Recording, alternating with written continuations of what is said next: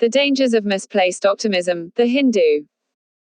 Preliminary evidence that India's economy contracted by 7.5% in the second quarter of financial year 2020-21 was, as news, both good and bad.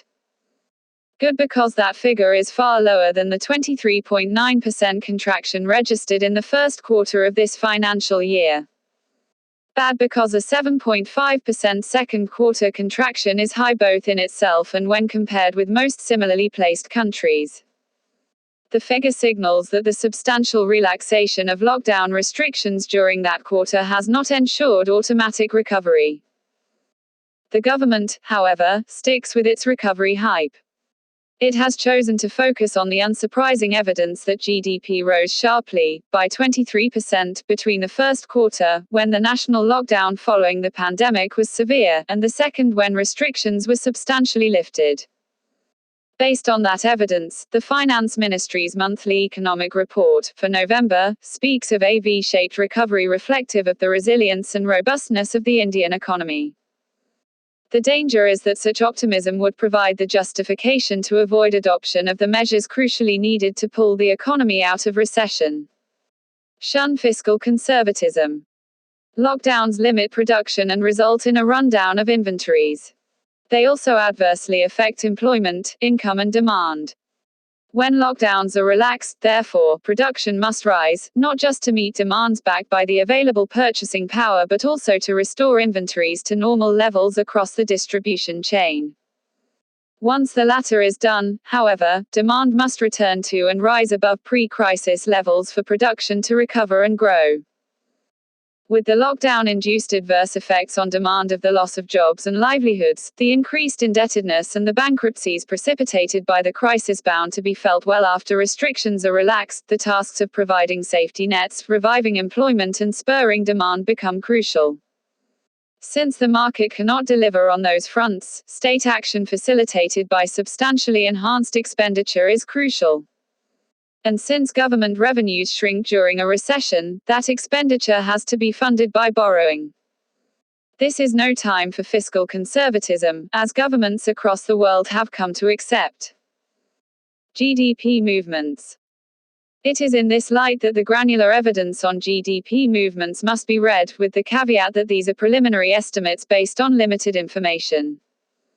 Going by the available numbers, there are a number of features underlying aggregate performance that are suggestive of the dynamic of the post-COVID-19 economy.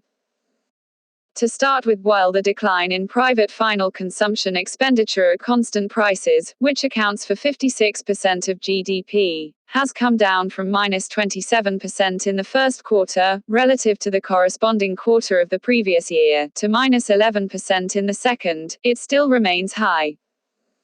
Though there are signs of a short-run recovery in private consumption demand with the lifting of lockdowns, net incomes and consumer confidence are not at levels that can even restore last year's levels. Second, as is to be expected, with production restraints relaxed, depleted stocks are being replenished. The direction of changes in stock levels has reversed, with a fall of 21% in the first quarter turning into an increase in stocking of 6.3% in the second quarter. Third, however, these signals from the demand side have not been adequate to spur an investment revival. While the decline in fixed capital formation has fallen from a high -47% in the first quarter to -7% in the second, investment is still falling year on year.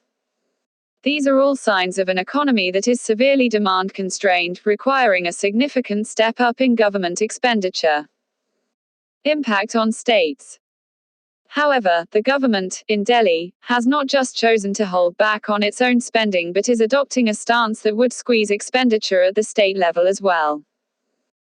To start at the central level, figures from the Office of the Comptroller General of Accounts relating to the first 7 months of 2020-21, April to October, indicate that, over this crucial period, the total expenditure of the central government stood at 55% of what was provided for in the budget for 2020-21, which too was woefully inadequate even for normal times.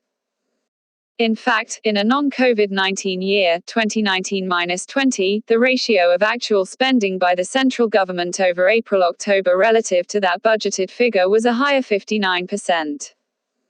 The shortfall in spending was sharper in the case of capital expenditure, with 48% of that budgeted being spent over April to October. The corresponding figure for 2019-20 was 60%. This refers to the center's own expenditures. Meanwhile, with goods and services tax (GST) revenues having fallen from their lower than expected levels during the COVID-19 months, the states have been cash-strapped. Yet, the government has decided not to compensate them for the shortfall, as promised under the GST regime, on the grounds that only a part of the shortfall was due to the shift to the new regime, with the rest being the result of an act of God that the center cannot be held responsible for. States have been left to fend for themselves by going to market and borrowing at high interest rates, which they would find difficult to cover. Needless to say, as a consequence, state spending has also been curtailed.